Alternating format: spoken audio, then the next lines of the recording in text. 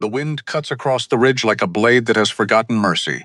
Below, the Briggs Ranch sags under a February sky, the color of old bruises.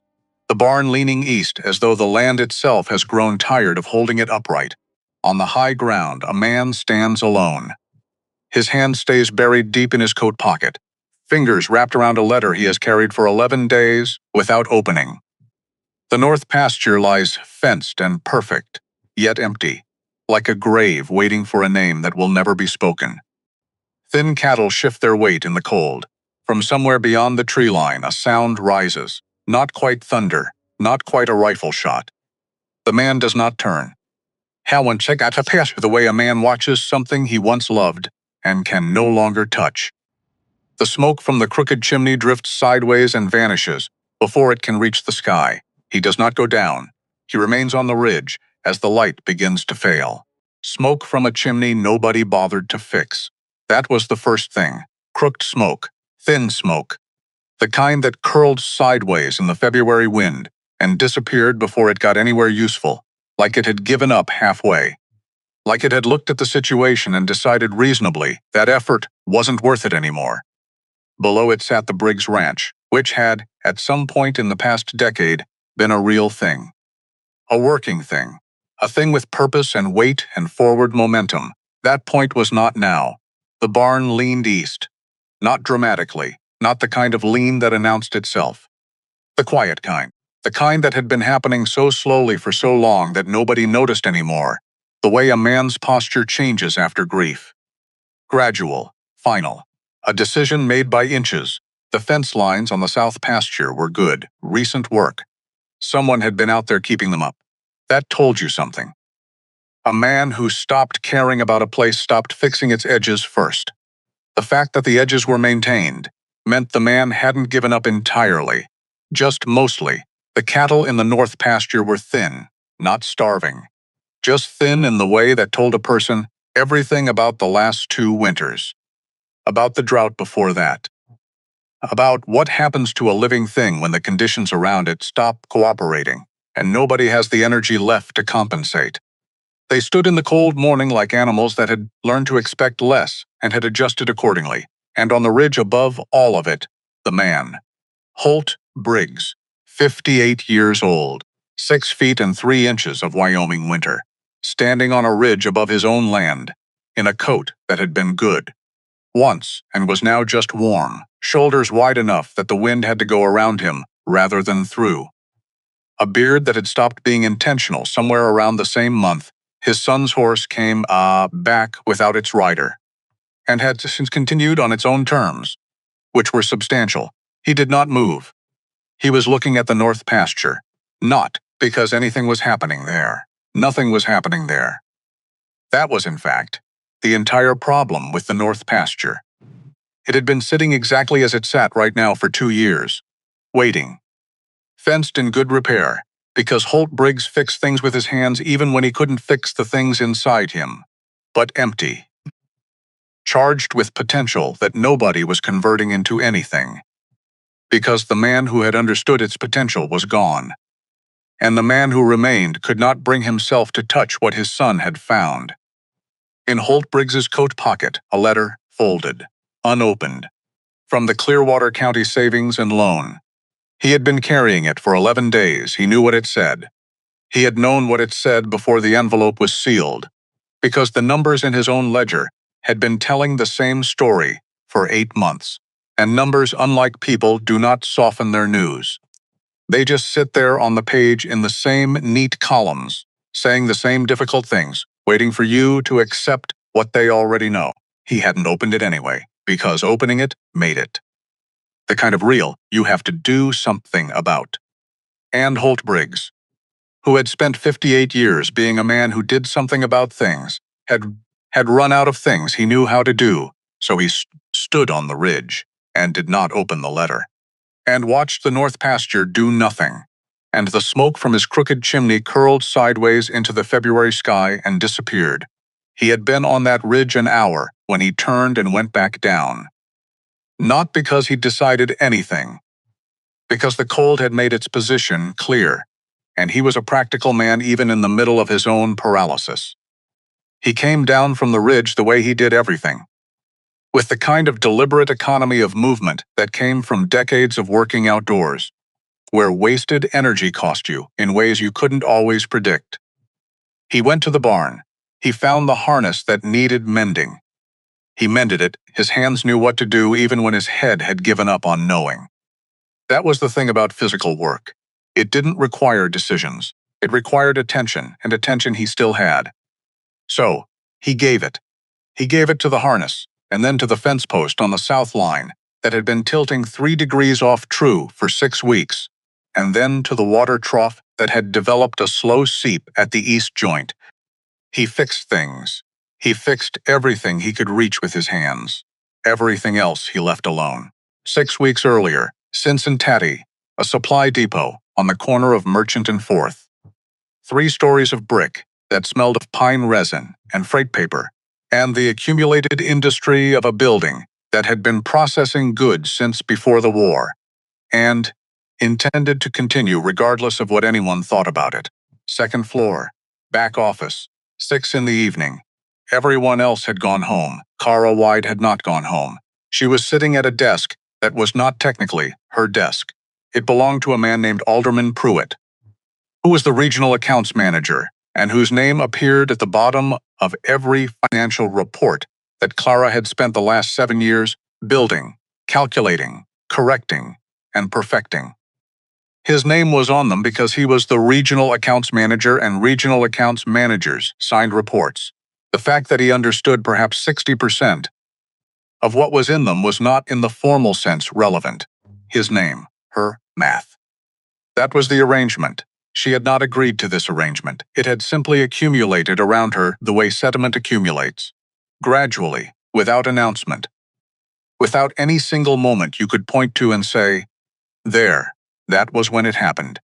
Until one day you look up and realize you are buried in someone else's credit, and the weight of it is astonishing. Clara Wade was 34 years old. She was heavyset in a way that people described, depending on their vocabulary and their courage, as stout or full-figured or large-boned, or from the less charitable corners of the depot, as simply a lot. She was 5 feet 4 inches tall. She had brown hair. She kept pinned up because loose hair and invoice work didn't mix. And she was above everything else, a practical woman. Her hands were rough. Pencil callus on the right index finger. A small scar on her left palm, from a canning jar, that had made a decision she disagreed with 7 years prior. Her mind was the kind that made the men around her uncomfortable in a way they couldn't quite name. Because it wasn't sharp in any aggressive way, it didn't announce itself. It simply processed, constantly, quietly, without effort, like breathing. She saw the thing behind the thing, always. She had seen it at the Cincinnati depot within her first 3 weeks. The supply chain hemorrhaging money at 3 separate points that everyone else had been walking past for years because they were looking at the wrong numbers. She had fixed all 3 points in her first month. The depot's quarterly margin had improved by 11%. Pruitt had received a commendation. He had thanked her by way of a $2 increase in her weekly wages and the unofficial assignment of his entire accounts operation. She had accepted both. Because she was practical. Because she needed the work. Because she was building something, even if it was inside someone else's walls. And she had spent 6 years telling herself that the building was the point and the credit was secondary. But she was 34 years old, and she was sitting at someone else's desk, and she was tired. Not tired like the end of a long day. Tired the way a river gets tired of running into the same wall. The specific exhaustion of sustained, competent effort that goes officially unrecognized and privately, always, known. The exhaustion of a person who has been doing the real work for long enough that they've stopped being surprised by it. She was reading the evening paper, not the commercial pages.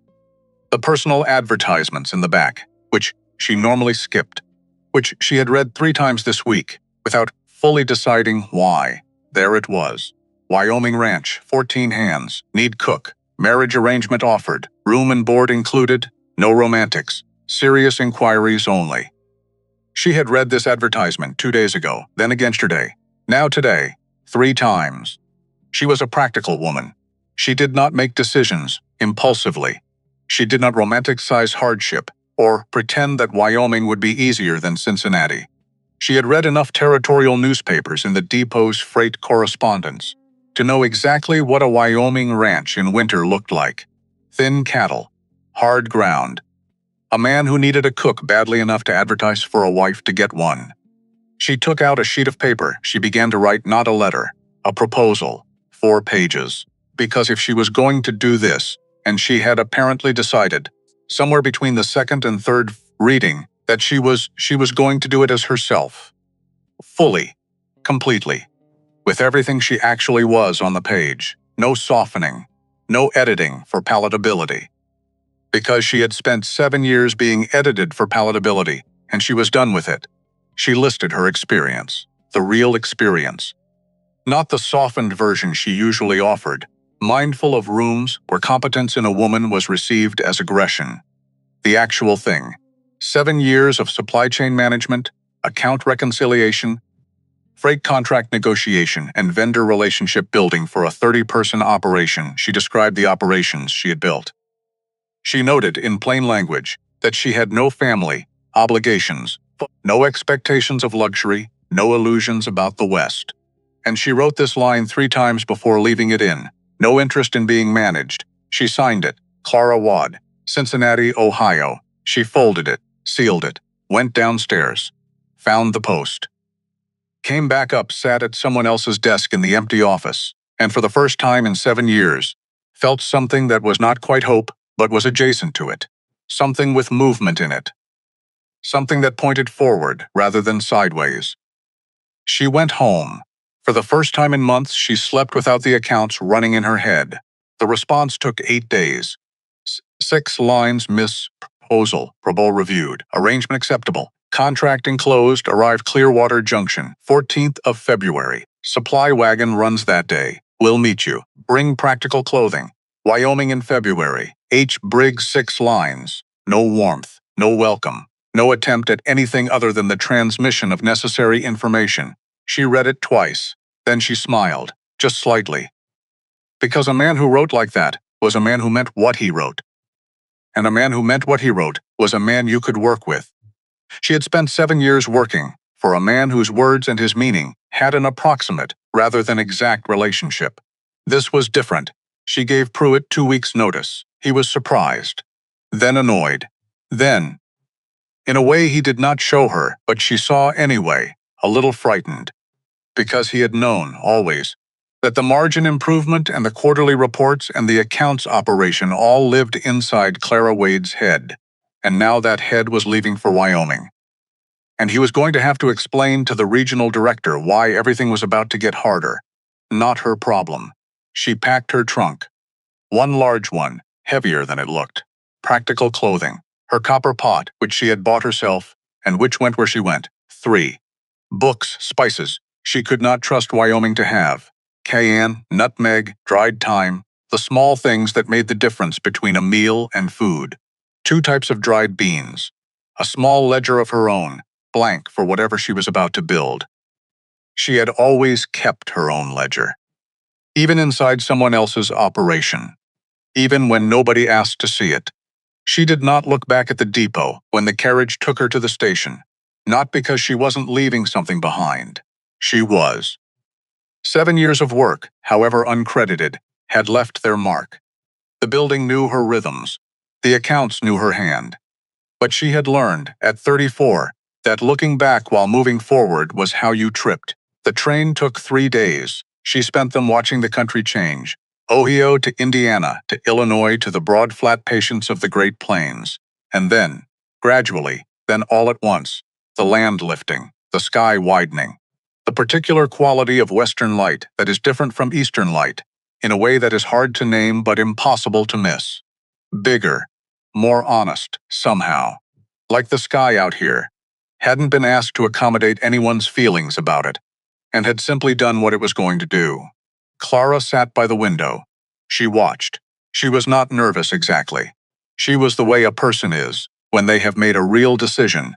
Settled. The anxiety of indecision was gone. Now, There was only the forward motion and the need to be prepared for whatever the forward motion delivered. She thought about Wyoming, about a ranch that was failing, about 14 men who had been feeding themselves badly for however long, and the specific predictability of what happened to men's morale when their food was bad. She knew this from the depot. When the lunch wagon that used to come twice a week had stopped coming, some dispute with the owner, resolved eventually but not quickly. The afternoon work output had dropped measurably within the first week. Not because the men were weak or unmotivated, because being fed well was not a luxury. It was a foundation. Remove the foundation. Watch what shifts above it. She thought about the ledger, the 6 lines. The man who fixed things. She thought about what a person could build inside a kitchen that was currently being used badly. The train went west. Clara Wade watched the land and made plans. Clearwater Junction was a smear of buildings on the high plains that seemed to exist primarily as a place for the wind to practice Main Street. A land office, a dry goods store, a post office attached to the dry goods store, a boarding house. 2 saloons which said something about the priorities of the settlement, though Clara chose not to say it out loud. She stepped off the train into February cold that had opinions. Not the mild, damp cold of Ohio February. This cold was decided, committed. The kind that got inside your coat in the first 60 seconds and made itself comfortable. She pulled her coat tighter and looked around the platform. A boy, 19 years old, lean, dark-haired. He had the look of a person who had been waiting and had spent the waiting time being anxious about whether he was in the right place. He saw her. Something moved across his face. He managed it. Mostly. Not fast enough. Clara had spent 34 years watching people manage their faces when they saw her. She was accustomed to the half-second calculation. The adjustment. The recovery to something more neutral. She did not take it personally. People were startled by what didn't match their expectations. That was a human thing, not a moral failing. What mattered was what they did after the adjustment. This boy's after was fine. He came forward. Extended a hand, Miss Wade. I'm Cass. I work for Mr. Briggs. I'm here to bring you up. His handshake was firm. He looked at her directly. Good, how far? She said. 2 hours the road's rough and spots. That's fine, she gestured in the trunk. It's heavy. He lifted his end, without complaint, without comment. Without the particular kind of exaggerated effort some men performed when lifting something a woman carried. He just lifted it, noted. 2 hours on a road that had a complicated relationship with the concept of smoothness. Cass talked, not because he was nervous, because he was 19 and had the kind of energy that needed somewhere to go, and conversation was available. Clara let him talk. She was listening to the shape of it, not just the content, what he chose to say, what he left out, what he circled back to without meaning to. He told her about the ranch, the 14 hands, about the winter before last and the drought before that. He told her about Orrin, who had been on the Briggs land for 20 years and knew every fence post by name, about Granger, who was the loudest man in any room he entered and the first to complain, and Cass mentioned with a careful neutrality that Clara appreciated, not always easy about things he doesn't understand yet. He told her about the cattle. He told her about how the men had been cooking for themselves since old Pete left in November on account of his knees, and how the results had been. Cass paused here, looking for the right word. Educational. For everyone, he told her about Holt, not directly. He circled it. The way a person circles something that matters too much to approach head-on. He mentioned that Mr. Briggs was good with his hands, fixed everything himself, that he had been on the roof last week, even though it was February, because the east side was losing shingles, and the east side losing shingles bothered him. He was, Cass said with careful precision, not a man who leaves things unfixed if he can help it. He mentioned once a name Thomas, just once, in a sentence about the North Pasture. Something about how Thomas had known that pasture better than anyone. Then he stopped, looked at the road ahead, didn't go back to it. Clara noted the name. The stop. The way Cass looked at the road instead of at her when he said it, she said, How long have you been at the ranch? 3 years, Cass said. You like it? He thought about this, genuinely, like it was a question worth taking seriously. It's home, he said finally. I didn't have one before. Clara looked at the road ahead. That was all she needed to know about Cass. The ranch appeared around a bend in the road that had been keeping it hidden, which Clara suspected was something the road did. On purpose, she saw it whole. All of it. At once. And she did what she always did when she saw something whole. She processed the barn. East lean. Structural, not cosmetic. Old but stable. Not dangerous yet. Fixable with the right attention and the right season. The fence lines on the south pasture were good. Recent work. The house itself was larger than she'd expected. Solid. Log construction, Wyoming style, with a covered porch that faced south to catch the winter sun. New shingles on part of the east roof. Good work from the look of the seams. The north pasture, visible through a gap in the ridge tree-lined tree, fenced but empty. The fence in good repair. Everything in good repair that could be reached with hands. The cattle thin. The accounts presumably thin in the same proportion. A man on the porch who had come down from somewhere. The roof, maybe, given the hammer he was still holding. To watch the wagon arrive. Holt Briggs. She had known, intellectually, what a mountain man looked like. She had read about them, seen illustrations, met a few briefly, in the context of freight manifests and territorial supply contracts. She had not quite prepared for what she was looking at. He was large, in the way that the mountains behind him were large. Not aggressive, not showy, just substantial, present.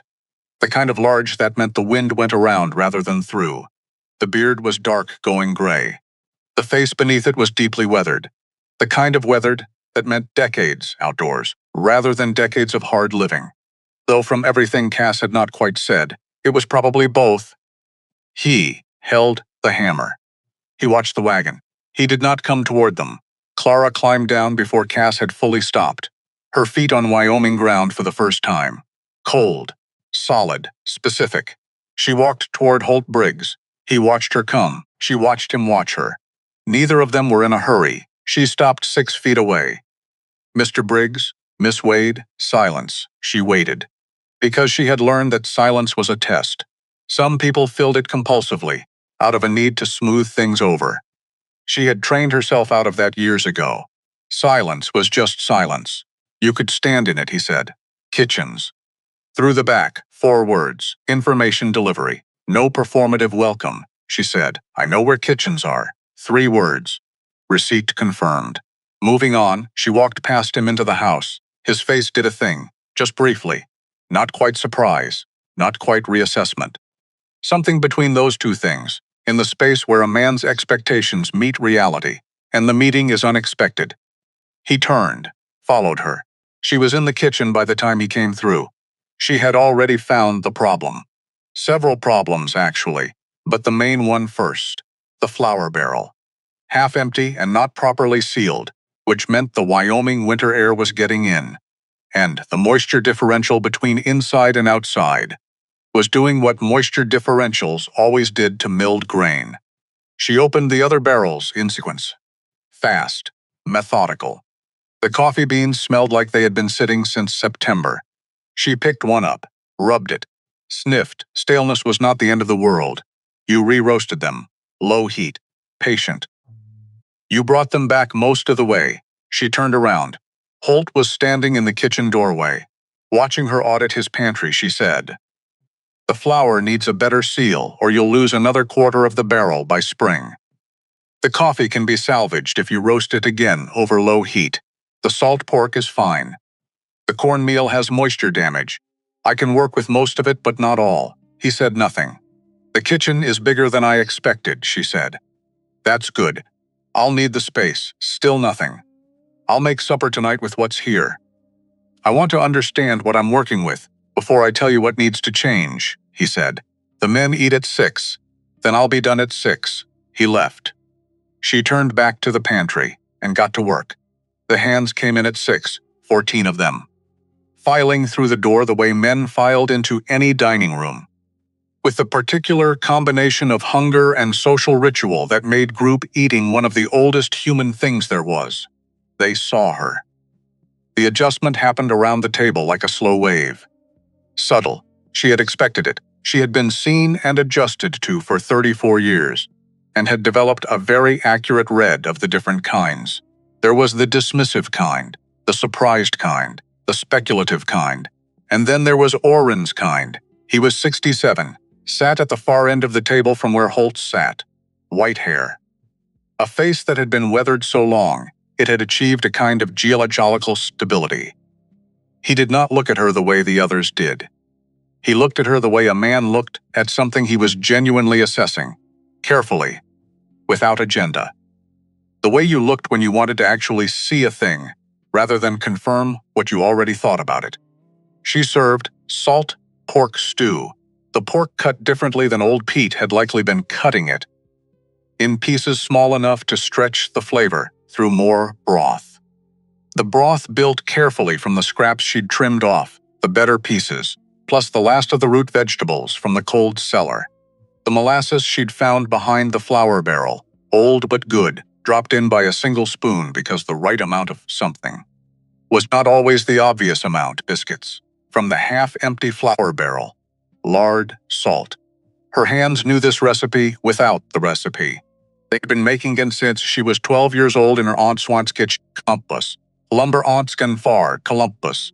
The roasted coffee. She'd done it while the stew came up. Low heat, patient, watching it. The smell had drifted through the main room, and she'd heard the conversation in the bunkhouse go quieter. The way conversation went quiet, when a smell said something more interesting was happening somewhere nearby. The men sat.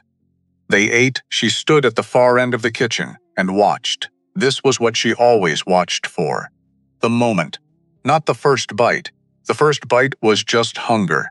The moment after the first bite. The moment when a person stopped thinking about eating and was just eating. When the fork slowed. When the eyes went to the middle distance. When the body said yes. This. This is what I needed. It moved through the table, Granger first, which surprised her. She had pegged him as a holdout. He was the type. But hunger was a great equalizer. And the stew was good. And Granger's body apparently did not care about his opinions. Cass had 3 biscuits. He was 19. It was fine. And then Oren set his fork down, looked at his plate, looked down the table at Holt, said, "Where'd you find her?" Quiet. Careful. 4 words from the way every head at the table moved, not toward Oren, but toward Holt. Clara understood immediately that those 4 words from that man meant something that no compliment from anyone else at the table would have meant. Holt said nothing. But he did not leave when the others did. He sat and finished his coffee and did not leave. After the kitchen quiet, the men gone to the bunkhouse, the February dark complete and cold outside, the windows Clara cleaned. She cleaned methodically the way she did everything. Not fast, not slow. The pace that made sure nothing was missed, and she found it, the ledger, on the kitchen table. Left there. Not hidden, not placed for her to find, just abandoned, the way a man left something he could no longer make himself look at directly. She picked it up, opened it. She had expected ranch accounts, feed costs, livestock tallies, freight invoices. Standard. What she found was all of those things, and what was between those things. The waste visible once you knew how to look. Freight markups she recognized from the depot. Retail pricing on goods that should have been purchased in volume. A pattern of small inefficiencies that added up over a year to a sum that was quietly significant. The bank column, the number. There, she sat down, did the subtraction, looked at what remained. 4 months. Maybe 5 if the spring cattle prices came in well. But probably 4. She turned pages, and in the back, Holt's handwriting. Careful, heavy pressed. The handwriting of a man who meant what he wrote and pressed down accordingly. Survey Camp, North Ridge. 80 men, April through June. Aldous Fletcher says $1.25 a plate. 3 meals, no cook. No provisions coming up. Too far to manage on my own. Thomas would have known how to work it. She read that last line twice. Thomas. The name Cass had mentioned once, and then stopped. The north pasture. Empty. fenced in good repair that no one was using.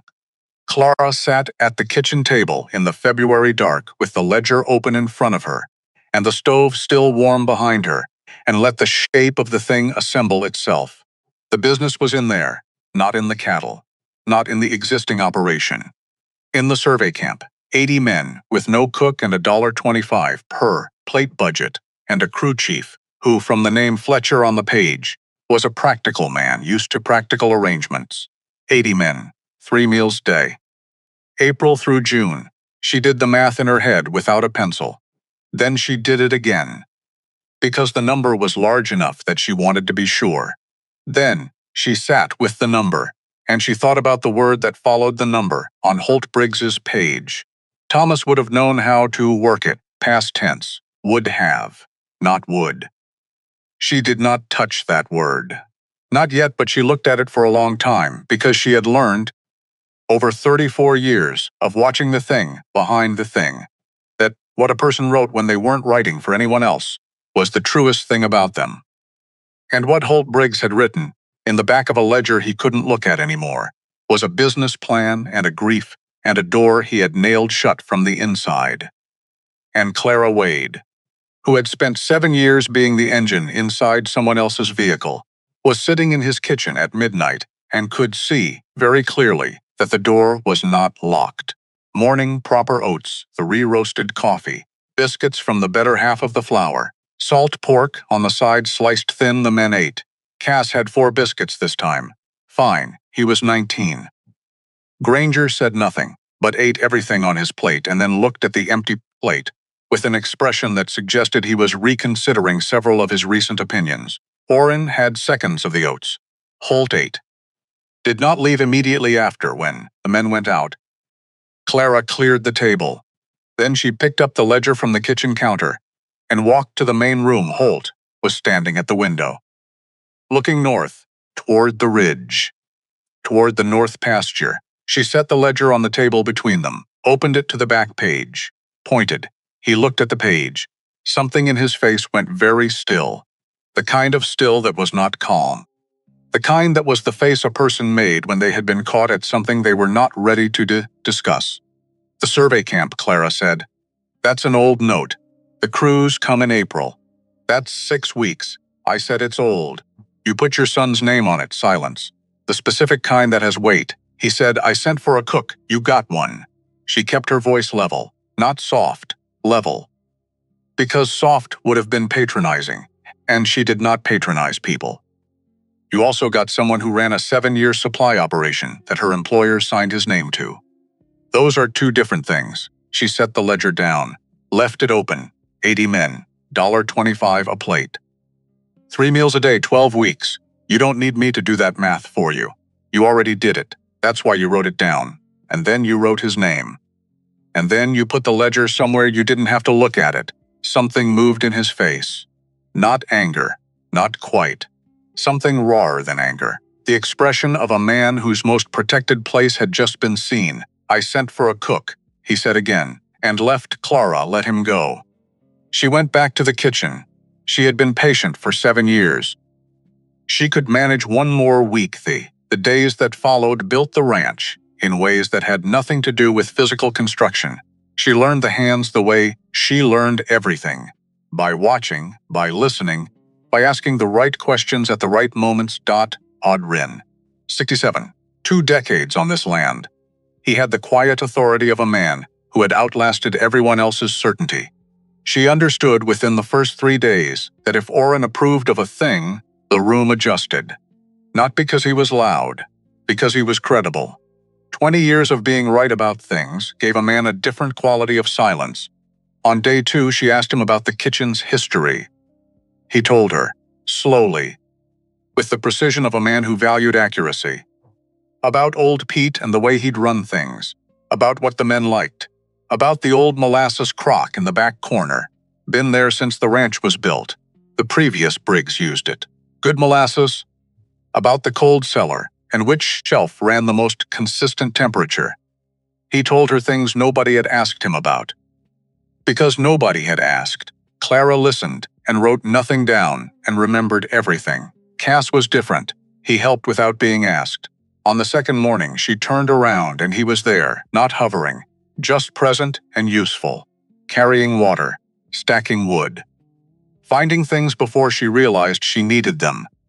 He reminded her of herself at 19, that particular combination of capability and hunger, of knowing you could do more if someone would just give you the room. She gave him the room. She started telling him things while he worked. Not instructions, information. How to read a stew by the way the surface moved. Why you scored the salt pork before you rendered it. How the molasses changed the flavor without announcing itself. The way the best editions always did. He listened. He had a notebook. She didn't see it until day 4. He was writing things down, not while she talked. He waited until she moved to the next task. Then he wrote. She didn't say anything about it, but she noted it. Granger was going to be a project. Mid-40s, large. The kind of man who took up space deliberately, not maliciously, just as a mode of existing in the world. He was first to comment on things, and last to admit he was wrong.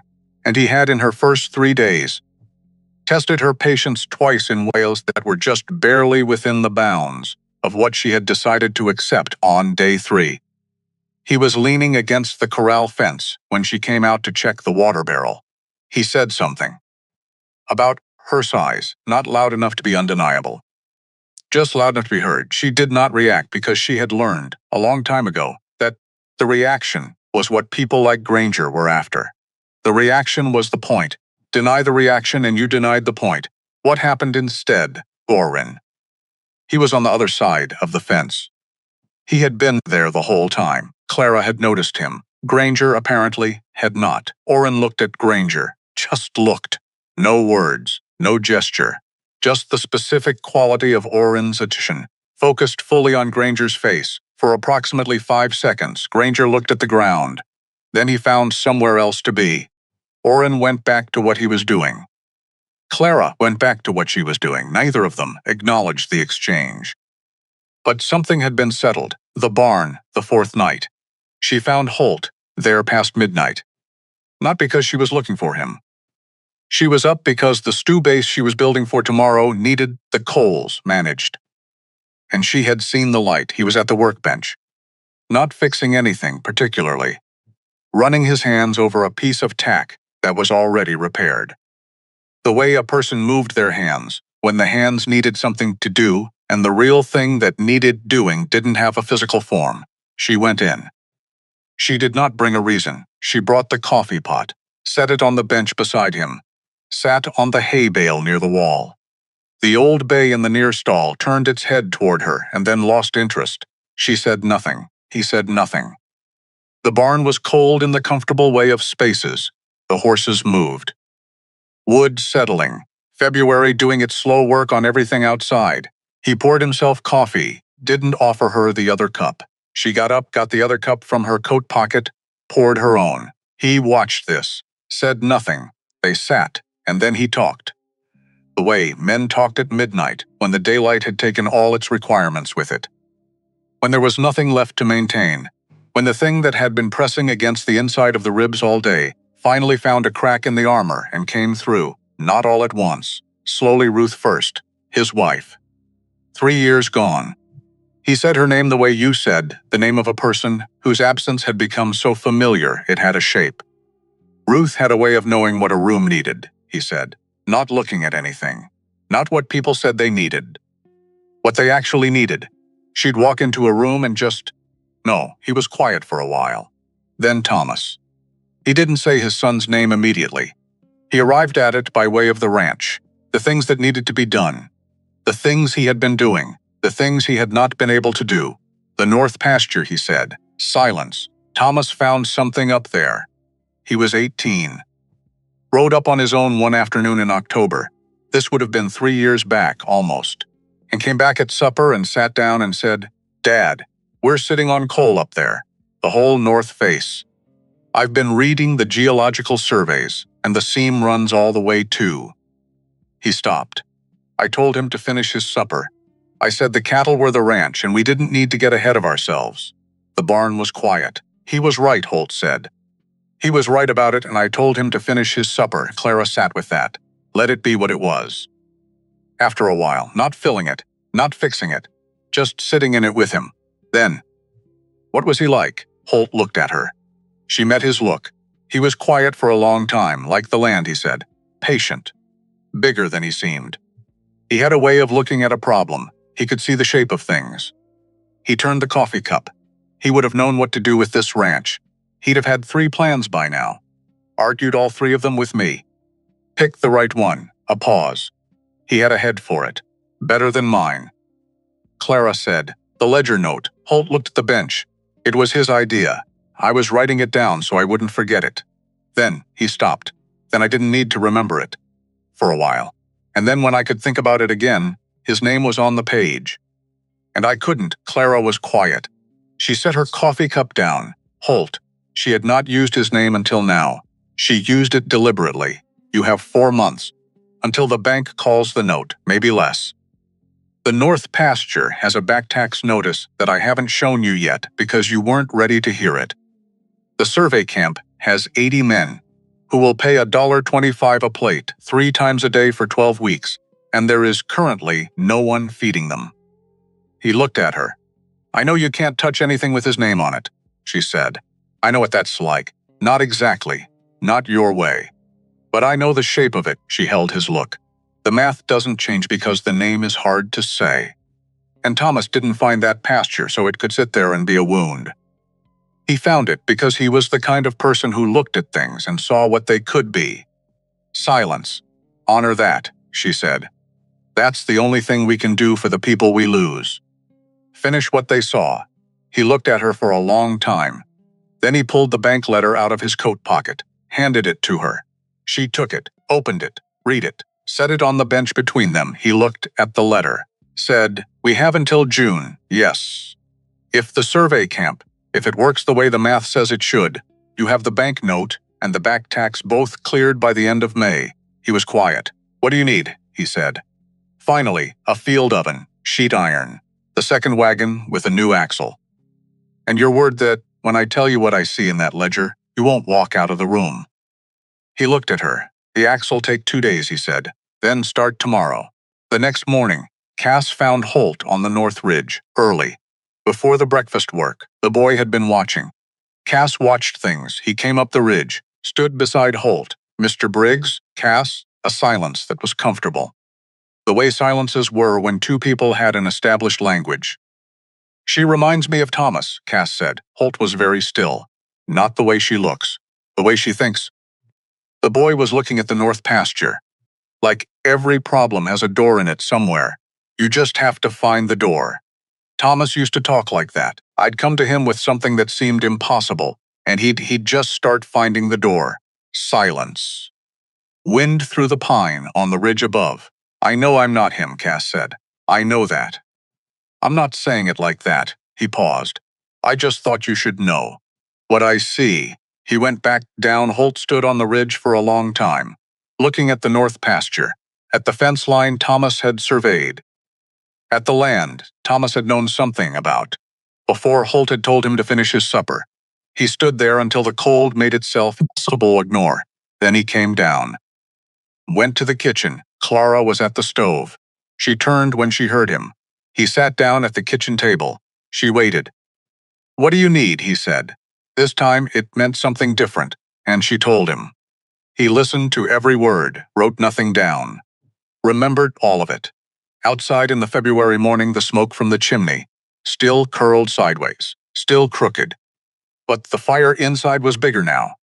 And somewhere on the North Ridge, in a pasture fenced carefully by hands that were gone, coal sat in the ground where Thomas Briggs had found it, waiting. Waiting the way good things waited. Without urgency, with the patience of something that knew it would eventually be seen. March came in cold and left colder, which was Wyoming's way of saying, you wanted to be here, you chose this. Don't complain now. Clara was not complaining. She was up before 4, every morning. Before the ranch had any excuse to be awake. Before the hands stirred in the bunkhouse. Before Holt came down from wherever he slept. She had noticed he came down, not up, which meant the main bedroom was not where he spent his nights, which she noted and did not ask about. Before any of that, just Clara, the stove, the dark, the piece of a kitchen that belonged to you before the rest of the world remembered it existed. She had reorganized everything in the first week. The flour barrel, sealed properly now, with a wooden lid cast made from a scrap board. The coffee on the high shelf. The salt pork in the cold corner, rotated. The root vegetables sorted by how long they'd keep, front to back. A system. Not complicated. Just logical. The kind that prevented waste. And waste was always where the bleeding was. She had found, behind the lard tin on the lowest shelf, a crock of molasses that predated the current decade. Still good. Better than good. The kind of old deep sweet you only got from something that had been sitting in a cool, dark place long enough to concentrate.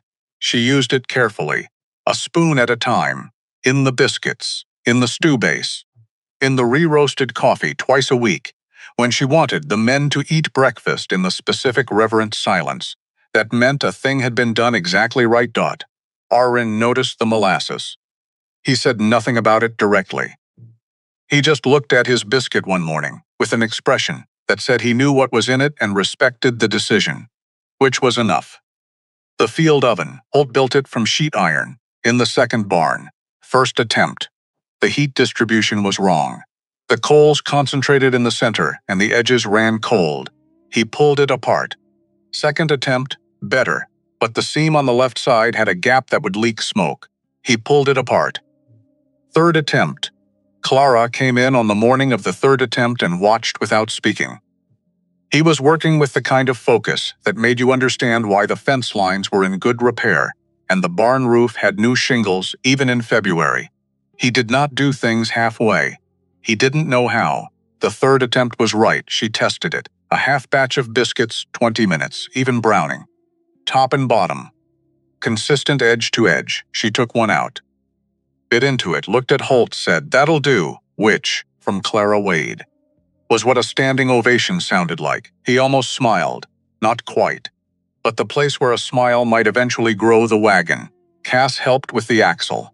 Or rather, Holt did the axle, and Cass handed things and asked questions, which was his version of helping and was actually quite useful. Because it meant Holt had to articulate what he was doing, which meant he had to think about it slightly more carefully than he would have alone. 2 days, as promised. On the third day, Clara loaded the wagon. She had been preparing for 3 days. The stew base sealed in kettles with tight lids, lashed against the jolting with rope she'd braided herself, because the rope in the supply shed was too short. Biscuits wrapped in clean cloth she'd brought from Cincinnati. Dried apple hand pies that had been Oren's doing. He had appeared in the kitchen the afternoon before the first run. Stood in the doorway, watching. She had looked at him. He had said, "The previous Mrs. Briggs made apple hand pies." Clara waited. She had a way with the crust. She used lard and a small amount of butter and worked it cold. I know that method, the dried apples. She'd rehydrate them first. With a little cider vinegar, Clara considered this. "That's not how I do it," she said. "No," Oren said. "But it's better." A pause. "Show me," Clara said. He came into the kitchen, and the apple hand pies they made together that afternoon. His method. Her execution. Both of them adjusting until it was something neither had done alone. Filled the kitchens with cinnamon and caramelized apple. And something that Oren stood and smelled with his eyes closed for a long moment before he went back to whatever he'd been doing. She packed every one of them. Wrapped in cloth. They would be warm when they arrived. She had calculated everything. The travel time, the temperature differential, the way heat moved through different types of wrapping, not from a textbook, but from 7 years of watching freight arrive and understanding why some things got where they were going in good shape and others didn't. April. First morning, cold, clear. The kind of cold that was technically retreating, but hadn't gotten the message that March was over. Cass drove. Clara rode in the back next to the field oven, managing the coals through 12 miles of mountain road that had a complicated relationship with the concept of level. It was not comfortable. The wagon hit things, she managed. Because she was not here to be comfortable. She was here to arrive with hot food, The survey camp appeared over a rise, like something someone had kicked loose and left lying. Tents, tools, the sound of men working, distant, rhythmic. Smoke from cook fires producing things Clara had already diagnosed at 30 yards as probably not worth eating. She climbed down, stood in the cold morning and looked at the camp. The camp looked back. Specifically, a man standing at the edge of the tent line, arms crossed. The posture of someone who had been sold things he didn't want on a regular basis and had developed an immune response aldous, 50-something, solid. A face that had been making decisions in difficult conditions long enough that the decisions had become part of the face. He walked toward her. She walked toward him. They met in the middle. He said nothing. Just looked, she said. Mr. Aldous, I've brought breakfast. First plate is mine to give. If your men don't think it's worth eating, I'll load up and you'll never see me again. He looked at the wagon. He could smell it. She knew he could, because the wind was in his direction, and she had planned for the wind to be in his direction. She had checked the direction of the prevailing morning wind 3 days ago when Cass had described the camp layout. Details were not incidental to Clara Wade. Details were the whole operation, the stew, the biscuits, the hand pies. The smell of all of it together was an argument that no reasonable man could counter. Aldous was a reasonable man. He took the plate she produced from the wagon, a real plate, not tin, because she had packed 2 real plates for exactly this moment. He ate, standing up, which was how you ate when you were a man who hadn't sat down at a real meal in 3 weeks and didn't quite remember how. He ate for 4 minutes without speaking. Then he turned around, looked at his 80 men, said, "Get in line, and if any of you say a word about it before you've eaten, you can go back to the beans." They came. Of course they came. Men who had been eating camp food for 3 weeks did not require persuasion. They came with the specific gratitude of people who had been reminded that the world contained good things. Clara ladled. Cass made change from the tin box. The line moved. She watched from behind the wagon, one man in particular. Third from the end of the line. He had taken his plate and walked away from the others before eating. The way a man ate when he had forgotten how to eat in company, he finished. Stood there with the empty plate. Then he walked back and got in line again. He was the one who would tell the other camps. She was sure of it. Every plate, every biscuit, every hand pie, gone. 3 men pressed coins into Cass's hand for next week before she'd finished packing up, in advance. Without being asked, on the road home, Cass counted the tin box, stopped, counted again, looked up at her over his shoulder with an expression trying very hard not to be the expression of a 19-year-old who had just seen something extraordinary. "Miss Wade, I know," she said. Holt was on the porch when they returned. She climbed down, set the tin box on the rail beside him. "Count it," she said. He counted it. His hands went still. He counted it again. The second count came out the same as the first, which he appeared to find both confirming and astonishing. "In one morning," he said. "In one morning. And Aldous's second crew is camped 15 miles east. Same problem. No cook. Same rate." He looked at the tin box. She could see him doing the arithmetic. He was fast with numbers when he let himself be. Faster than he let on. "We'd need the second wagon running full time," he said. "Yes, and someone else for the field oven." She waited. "Oren's back is bad for riding," he said slowly. "But he showed me his hand pie method yesterday. He has a gift for the oven work and he knows it, and nobody has ever given him the chance to use it." Holt was quiet. "Ask him," Clara said. She picked up the tin box, went inside. Oren said yes before she finished the sentence. Not enthusiastically. He said yes the way he said everything. With the precision of a man who had already thought it through and arrived at his answer, before the question was completely asked. Then he said, "There are 2 women in Clearwater Junction who need work." Clara looked at him. "Vera March, 45, widow. Her husband was a freighter who didn't come back from the mountain pass in December. She has a kitchen and 2 hands and nowhere to put them. And June Calloway, 30, precise. She bakes like she's solving a problem. Can they start Monday? I'll ask today." He left. She stood in the kitchen and thought about the fact that Oren had been waiting. For how long, she couldn't say. For someone to ask the right questions. And when the right questions arrived, he had the right answers already assembled. She wrote it in the small ledger she kept for herself. Not the ranch ledger. Her own. People who have been waiting to be useful, given the room, will outperform everyone who wasn't waiting. Vera and June arrived Monday. Vera Marsh was exactly what Oren had described, and somewhat more. Large framed in a way that reminded Clara slightly of herself, which she noted with a private satisfaction. A grip that said she'd been doing physical work since before she could remember. She looked at the kitchen setup, the slate schedule, the supply rotation, the labeled shelves, and said, logical, which was Clara, understood. The highest compliment in Vera's vocabulary. June Calloway was smaller. Precise was the right word. She moved through a kitchen the way a seamstress moved through fabric, with an awareness of the grain of things. She baked with measurements so exact it was almost architectural. Her first batch of biscuits was indistinguishable from Clara's, which was either impressive or alarming, depending on how you thought about it. Clara thought it was impressive. The kitchen gained a third rhythm, then a fourth. Then, with Oren at the field oven, and Cass driving the second wagon, which Holt had fitted with its own banked stove after the second week, a fifth. The slate schedule on the kitchen wall grew. Camp routes, delivery times, prep schedules timed to wagon departures, supply rotation correlated to freight days from Clearwater Junction. Over 3 weeks, it became something that Clara could look at and see the whole operation at a glance. Which she did, every morning. First thing. Like reading a page, the ranch smelled different now. Not like before. The faint, stale smell of a place sustaining itself without quite thriving. Now it smelled of bread and stew, and the warmth of a kitchen that never fully went cold. The hands ate better. Everyone ate better. Granger had been converted by the end of week 2, not dramatically.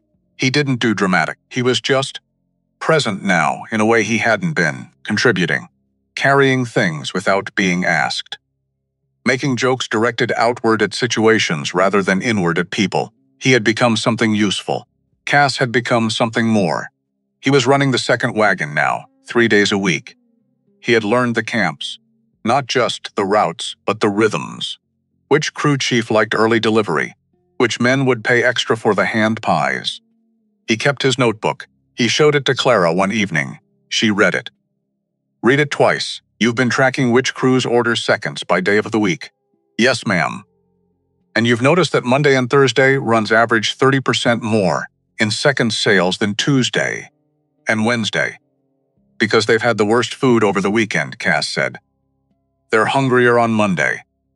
By Wednesday, it's normalized. By Wednesday, it's normalized. Thursday, they've been thinking about the weekend coming, and they want something good before it. Clara looked at him. He looked back. Adjust your Monday and Thursday loads accordingly. 20% more capacity. Don't announce it. Just have it, he nodded. He wrote it down. She went back to the stove and she thought, Thomas would have been 19 when he found the coal seams. 19. The same age as the boy in the yard with the notebook. She did not say this, but she thought it. End of April, the operation was feeding 3 crews, 104 men, 3 days a week per crew, rotating. The tin box had become a strong box. The strong box had become a deposit account at the Clearwater Junction Bank. The first time the Briggs Ranch name had appeared on the asset side of that ledger in 2 years. One evening, Holt came into the kitchen. He stood in the doorway the way he sometimes did. Not interrupting, just present, watching the organized motion of it. Vera at the second counter, June at the baking station, Oren's coat still damp from the cold outside.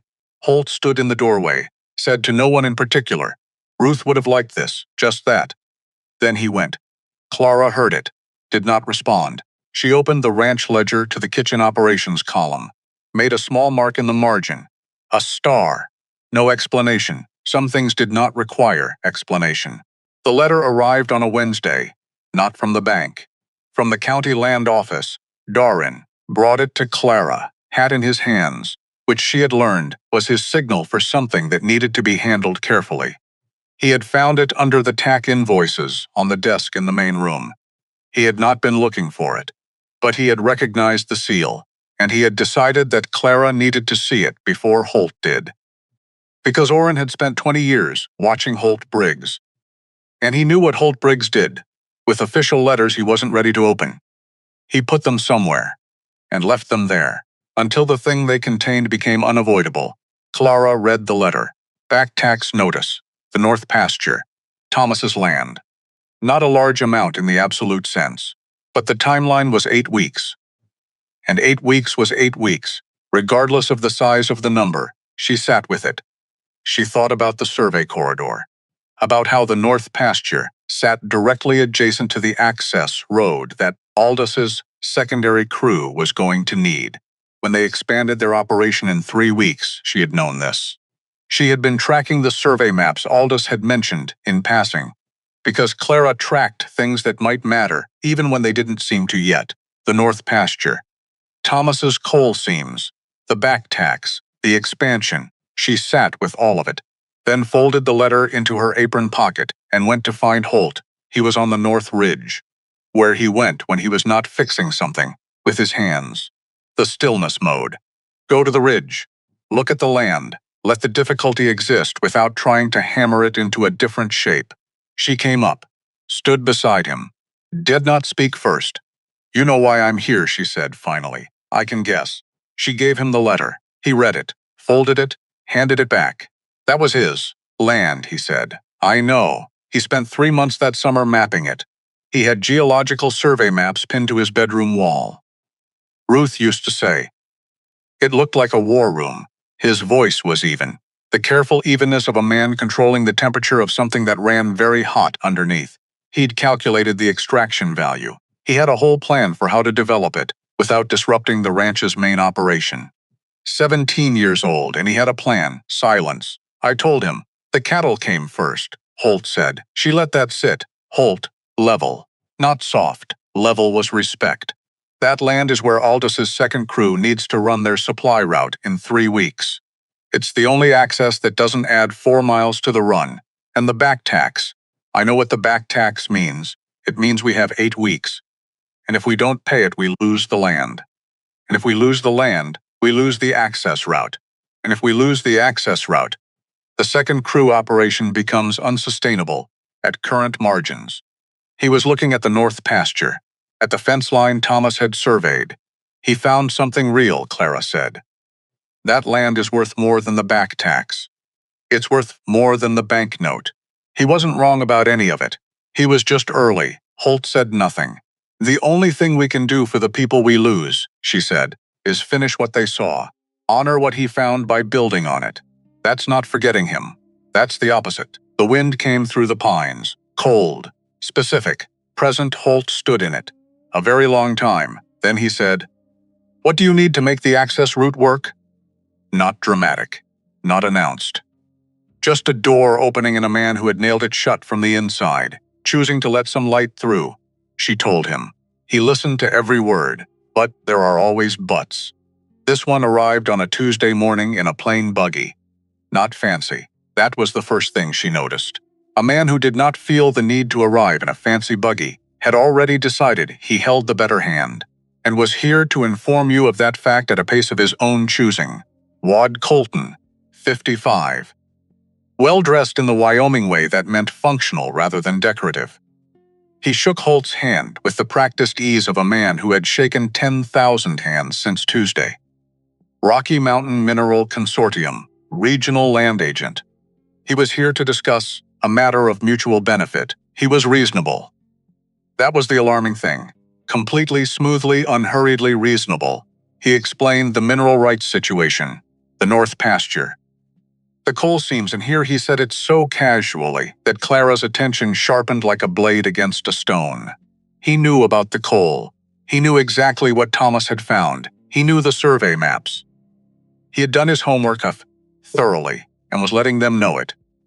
In the way of a man who wanted you to understand the shape of the room you were standing in, the consortium wanted the mineral rights. Surface rights stayed with Holt. Extraction access, industry standard, all quite standard. And then, almost as an aside, the catering operation. The service roads Clara was using, ran through the consortium's survey corridor access zone, liability concerns, company policy regarding unauthorized vendors. The consortium would hate to cause any disruption, but policy was policy. He spread his gloved hands. He was sorry about it, really. He left before noon. Holt stood in the yard. Then he turned and looked at Clara. She was watching the road. He knew about Thomas, she said. What? The coal seams. The survey maps. The way he said the North Pasture. He knew its history. He did research. Her voice was very quiet, very even. The voice she used when the thing behind the thing had just become visible. He knows you haven't been able to touch that land. He knows why. And he came here with a reasonable offer about mineral rights and a casual mention of service road liability. Because he wants you thinking about Thomas. He wants that to be the thing in the room when you make your decision. Holt was very still. That's not a land agent, she said. That's a man who knows exactly where the weight is. And he put his thumb on it. Silence. How do you know that? Holt said. Because I've worked for people like him for 7 years. Just the flat fact of it. They are always reasonable. They are always helpful. They always know exactly which room you can't go into, and they stand in the doorway of it and smile. 3 days later, Colton's notice reached Aldous. Aldous rode to the ranch himself. He looked like a man who had been asked to do something he found distasteful, but was going to do it anyway because the alternative was worse. He did not take his hat off. He kept it on, pulled low, the way a man kept something between himself and a conversation he didn't want to have. My foreman contract is up for renewal in October, he said. He would not look at Clara directly. I've got a wife and 3 children in Cheyenne. I can't. He stopped. Your food kept my men going all spring. I want you to know I told them that. But I can't let you through the gate today, he rode back. Clara stood in the yard, watched him go. She did the math she had been avoiding. 3 camps gone overnight. 2 fully loaded wagons standing in the yard. Vera's wages due Friday, June's, Oren's additional hours. Cass's expanded roll, the banknote, the back tax. The weight of all of it arrived at once, which was how weight worked. Not gradually, all at once. She sat on the porch step, the loaded wagons in the yard, smelling of stew and biscuits and apple hand pies that nobody was going to eat today. She sat there and felt it, just for a few minutes, the full weight of what she had built and what was threatening to flatten it. Then she stood up, because she had not come to Wyoming to sit on a step and feel things. She had come to build something, and something was only finished when you stopped. Holt found her at the kitchen table that evening. He sat across from her, put his hands on the table, big, scarred hands that had built 3 versions of a field oven and fixed a barn roof in February, and repaired a wagon axle in 2 days, because he had said 2 days and meant it. We could sell him the mineral rights, he said. To Colton, it would cover the back tax. Some of the bank, and then? Then we have time. We have 3 months, Clara said. Maybe 4. And then we are exactly where you were the day I got off the train. She kept her voice steady, because this was the moment that required steadiness. The operation was the way out, Holt. Not a delay. A way out. And Colton just closed the corridor that made it work. He's closed it, Holt said. I don't see another. There might be another corridor. He looked at her. There might be, she said. I don't know yet. I need to think. How long? Tonight. I need tonight. That's all. He got up, went to the barn. She sat at the kitchen table and began to think the trade paper. It was in the kitchen. Vera had brought it from Clearwater 2 weeks ago and used it to line the baking shelf. Clara had moved it when she reorganized the shelf and put it on the corner of the table, meaning to throw it away, and had not thrown it away because she had been busy. It had been sitting there for 8 days at the corner of her vision every morning and every night, and she had not looked at it directly once.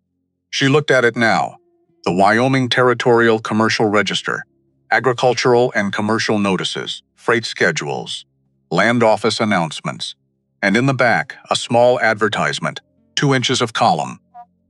The kind companies placed when they needed something specific and didn't want to announce themselves to the whole territory. Northern Wrench Mineral and Rail Capatritions, seeking provisional catering contracts for secondary survey operations. 3 crews, Southeast Corridor, April through August. Competitive rates, experienced operators preferred. Inquire, Mrs. E. Shaw. Regional Provisioning Office, Clara. Read it. Read it again, Southeast Corridor. She went to the shelf where she kept the territorial maps she'd been studying since her 3rd week. She found the Southeast Corridor, 40 miles. The Northern Range Mineral and Rail Corporation, not the Rocky Mountain Mineral Consortium. Different company, different corridor. Racing? She knew from the freight correspondence she'd been reading at the Cincinnati depot, and the survey reports Aldous had mentioned in passing, for the same federal land grants. The grants that went to whichever company surveyed the territory fastest and filed first. Racing, faster crews won.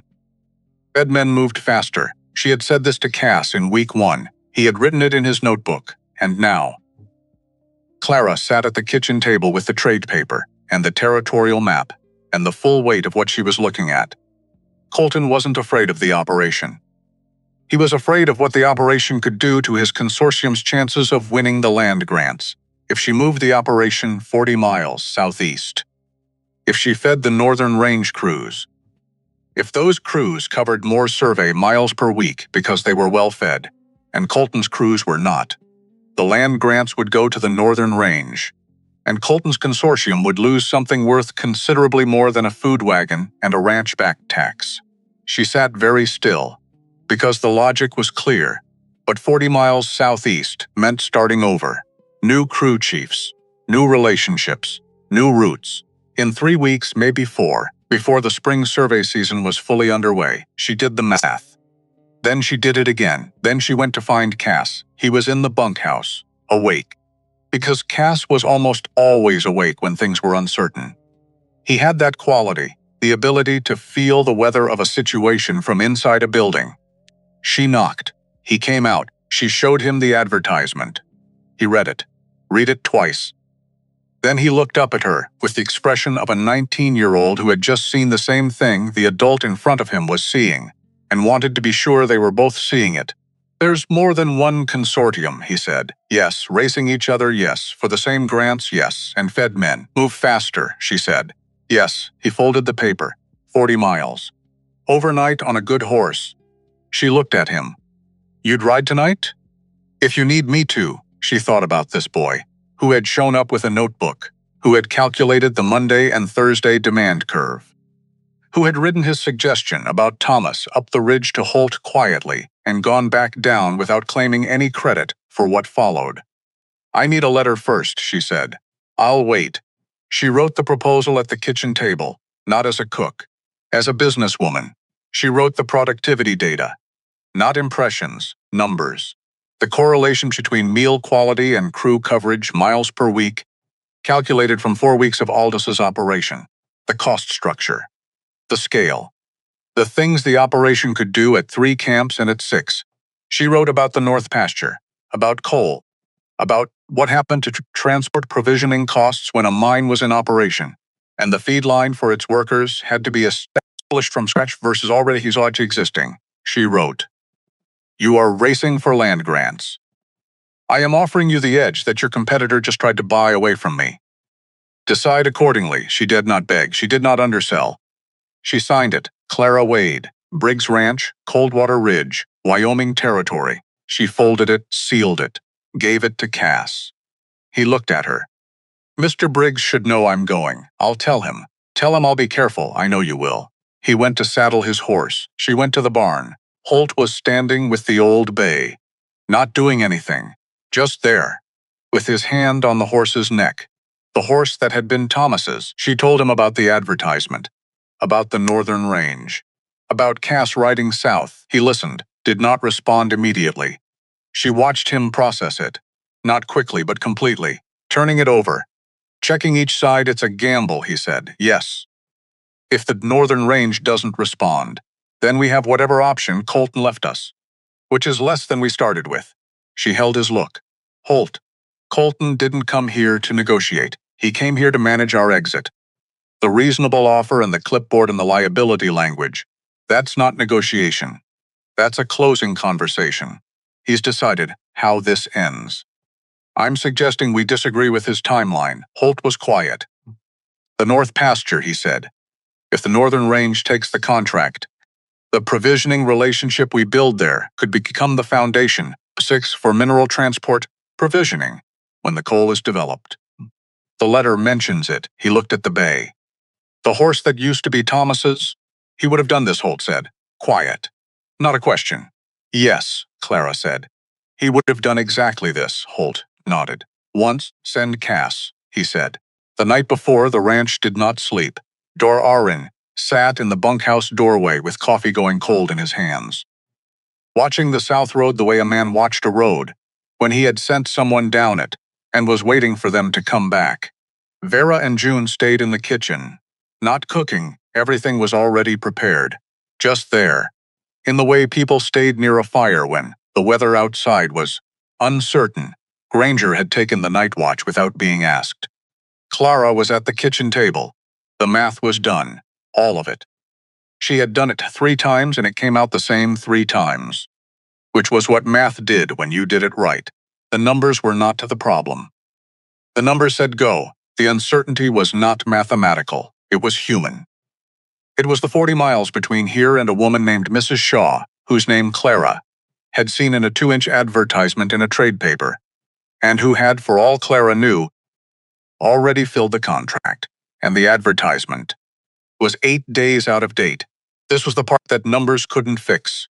She opened her own small ledger, not the ranch ledger, hers. She turned to the last entry she'd made. Read it. People who have been waiting to be useful, given the room, will outperform everyone who wasn't waiting. She thought about Mrs. E. Shaw, who ran provisioning for a mining and rail corporation. In a territory where that was, she suspected, not the most expected assignment for a woman, who had placed an advertisement specific enough to suggest she knew exactly what she was looking for. She wrote a second line. The right person will know the right letter when they read it. She closed the ledger. Holt came in at 2 in the morning, sat across from her.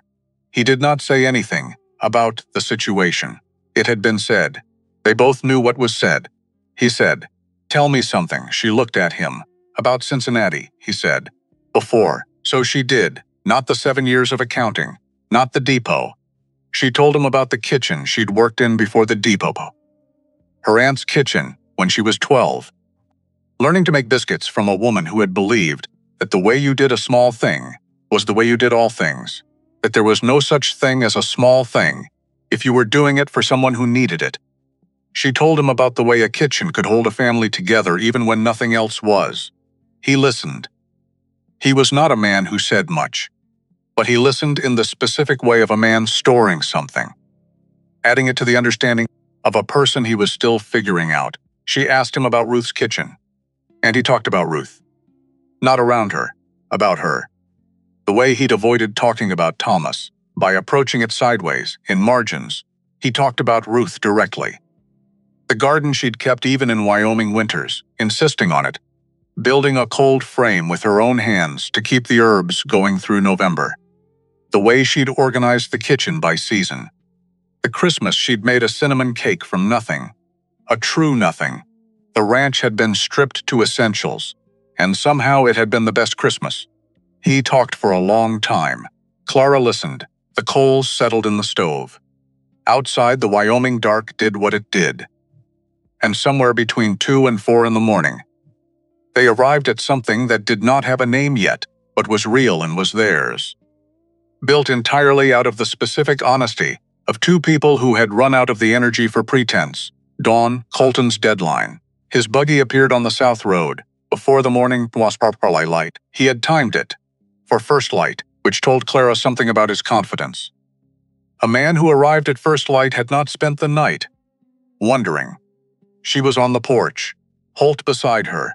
The Southern Road. Empty. No rider. Colton stepped down from his buggy, composed in the way of a man who had run this conversation in his head already and knew how it went. "Mr. Briggs." "Miss Wade." He looked at them both. "I trust we've arrived at something workable," Holt said. "The answer is no," Mr. Colton adjusted. "Smooth. I'd encourage you to." "I've encouraged myself," Holt said. "The answer's still no. The service road access. We're aware of your position on the service roads. Colton looked at Clara. She looked back, Miss Wade. You're an intelligent woman. The practical outcome here, I've done the math, she said. The practical outcome is that you leave. He put his hands together. Still reasonable. Impressively reasonable. The original offer was quite fair. If you decline it today, I'm afraid the consortium's position becomes, Mr. Colton. Holt's voice was not loud. It didn't need to be. You came onto my land twice. The first time, you made an offer. The second time, you sent a letter. Now you're here a third time, and the answer is the same as it was every other time you found a way to ask. No, he did not move. Ride back down, he said. Colton looked at the porch, at Holt, at Clara. He did the calculation. He got back into his buggy. He went the road to the south, empty the road to the north, empty the morning light coming in over the mountains. Clara stood on the porch, Holt beside her. She did not say anything. Because there was nothing to say, she had done everything she could do. The letter was 40 miles south on a horse with a 19-year-old rider. And the road was empty, and the morning was very quiet, and Clara Wade, who had been practical her entire life, stood on the porch of a Wyoming ranch and did the one thing she had almost no practice at. She waited, without knowing. Which was the hardest thing. Which was always the hardest thing. The stove behind her was warm. The ledger on the kitchen table showed the numbers she already knew. And somewhere 40 miles south, a woman named Shaw had either read the letter or she hadn't. The morning passed.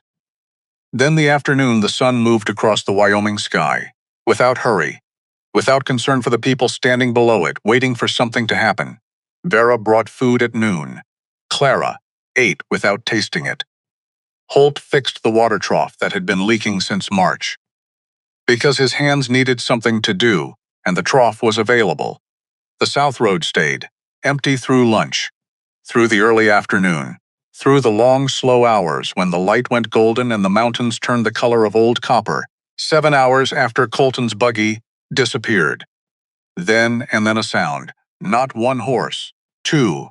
Clara heard it before she saw it, the specific percussion of hooves on the frozen road, coming fast. Coming from the south, Cass crested the rise first, hatless, hair back in the wind. His horse was dark with effort, leaning forward the way a rider leaned when he had been going hard for a long time, and had decided that the last mile was no time to slow down. Behind him, a gray mare. And a woman on the gray mare who rode like someone who had been riding since before it was fashionable and intended to continue after it stopped being. Clara stepped off the porch. She was halfway across the yard before she knew she was moving. Cass pulled up, slid down, barely landed on his feet, thrust the saddlebag toward her. She came herself, he said. She rode back with me, she said. I'm right here, said the woman on the gray mare. He can let me speak for myself. She dismounted, tied her own horse to the rail, turned Elinor Shaw, 62 years old, a practical coat the color of good charcoal, leather saddlebags, worn from use rather than neglect. Silver hair pinned up, with the efficiency of a woman who had stopped performing the elaborate architecture of hair, sometime in her 50s, and had not looked back.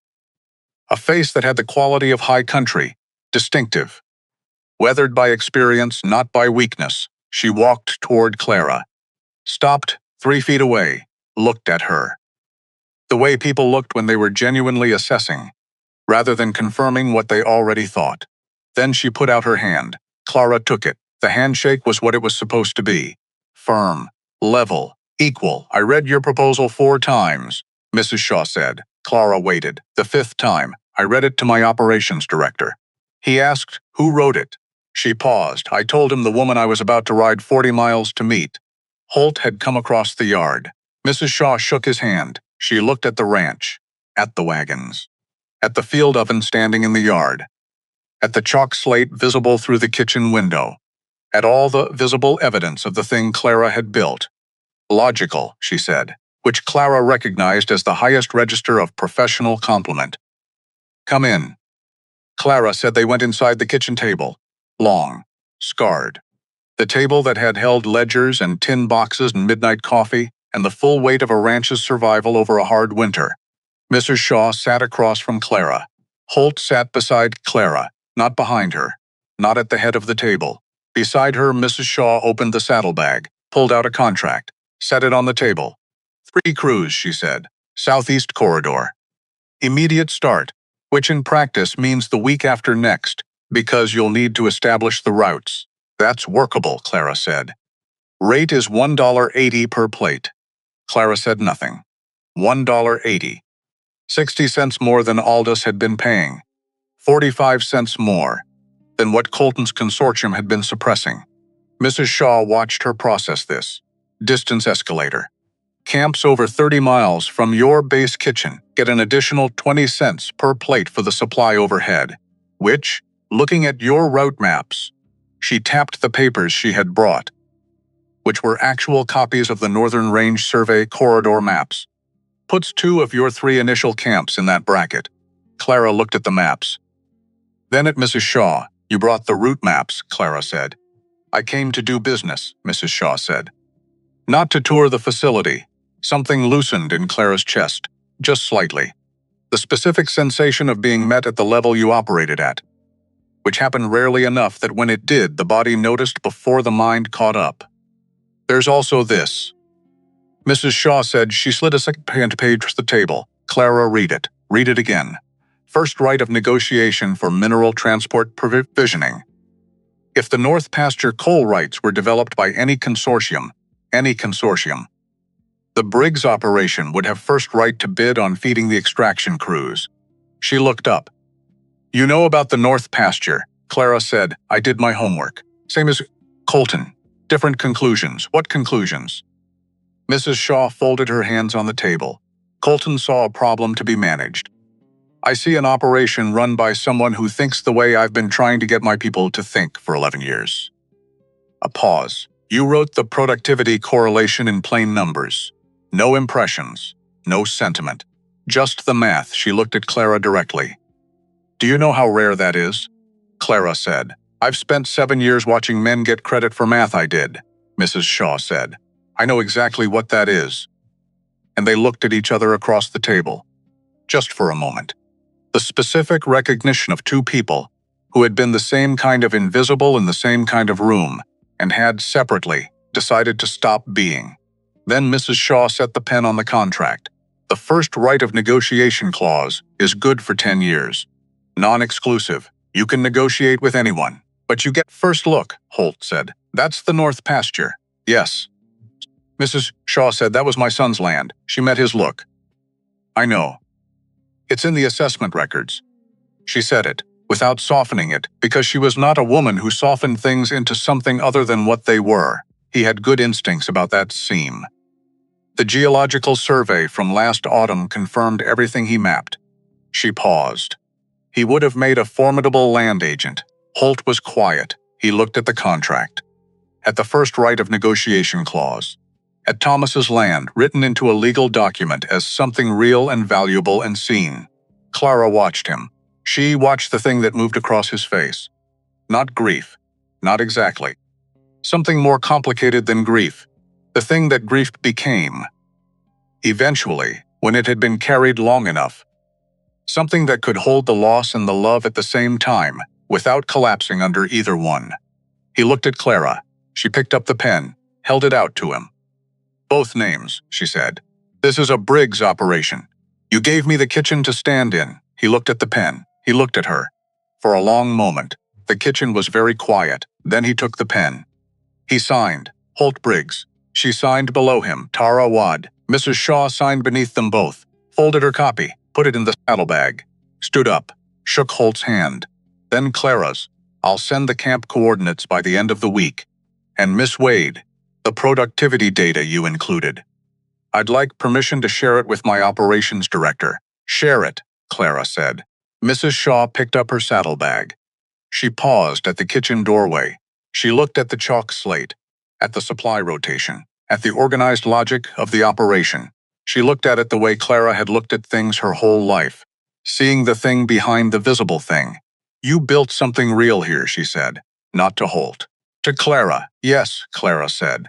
I did. Mrs. Shaw nodded. She went out. She tied nothing, Because she had tied her horse herself when she arrived. She mounted. She rode south. No ceremony. Which was its own kind of ceremony. The yard was quiet. Cass was sitting on the porch step. He had been there since they went inside, waiting. Because he was 19, and he had ridden 40 miles overnight and come back with a woman he hadn't expected, and he deserved to sit on a step for a minute. Clara came out. She stood in front of him. He looked up. She said, "You found the advertisement?" "Yes, ma'am." "You rode 40 miles overnight?" "Yes, ma'am." "And she came back with you because," she said. He stopped. She said the letter read like someone who knew what they were doing, and she wanted to look at the person who wrote it before she signed anything. He paused. She also said she'd been looking for an operation like this for 2 years and wasn't going to let it go because of 40 miles. Clara looked at him. This boy who had appeared at Clearwater Junction with hay in his hair and managed his face half a second too slow and had spent the winter turning into someone she would trust with things that mattered. "You did well," she said, which was, from Clara Wade, what a standing ovation sounded like. He tried not to show how much it meant. He was not entirely successful, which was fine. He was 19. He was allowed.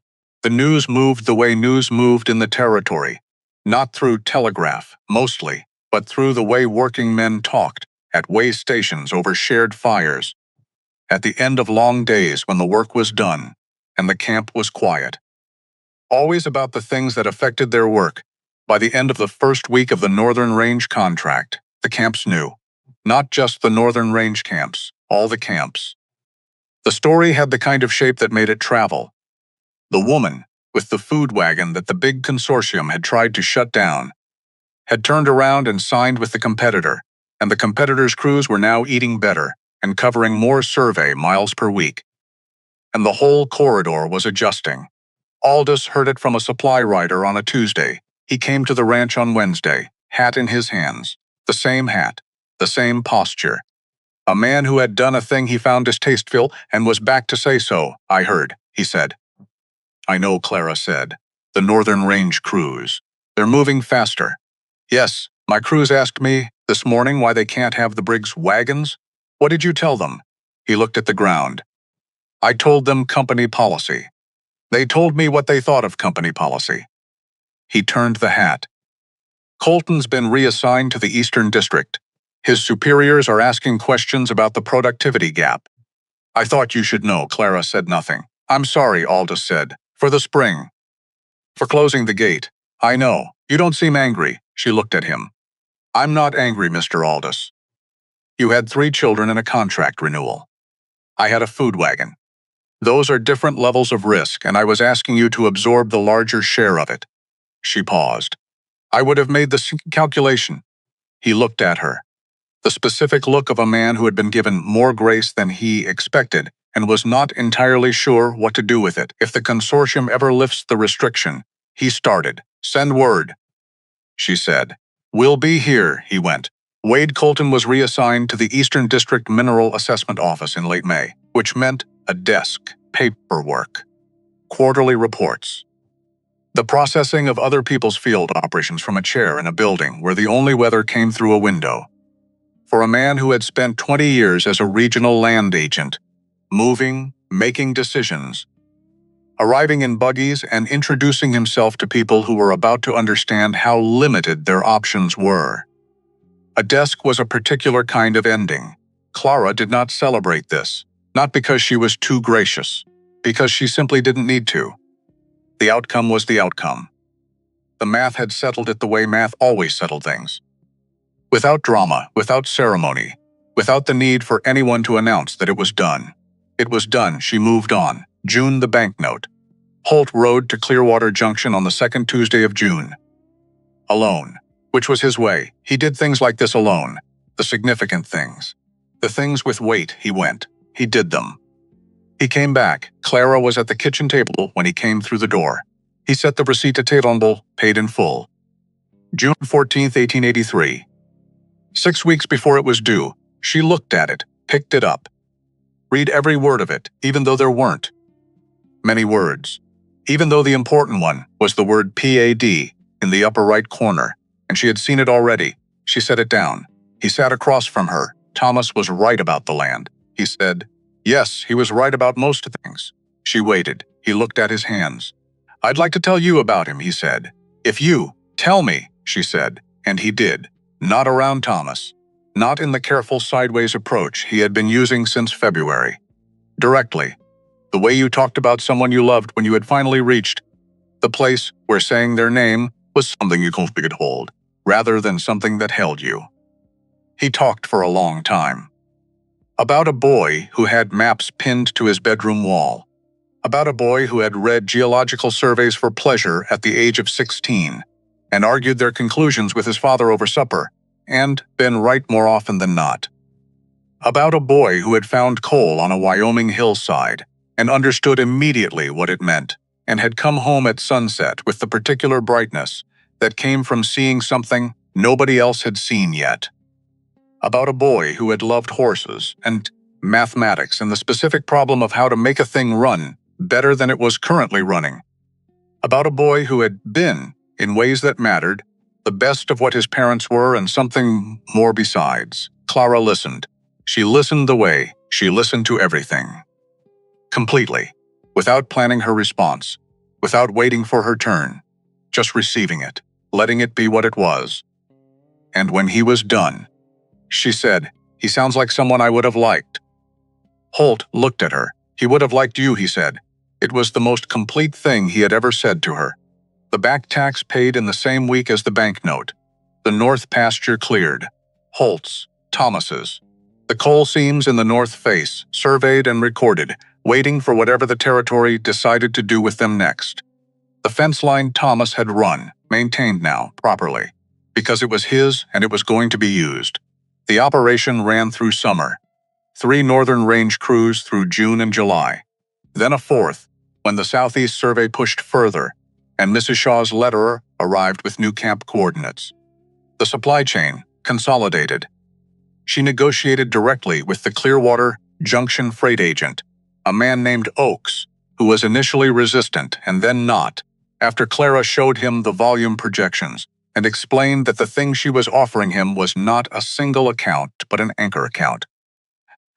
He understood. He gave her the wholesale rate, which improved the margin by 11%. She noted this without particular emotion.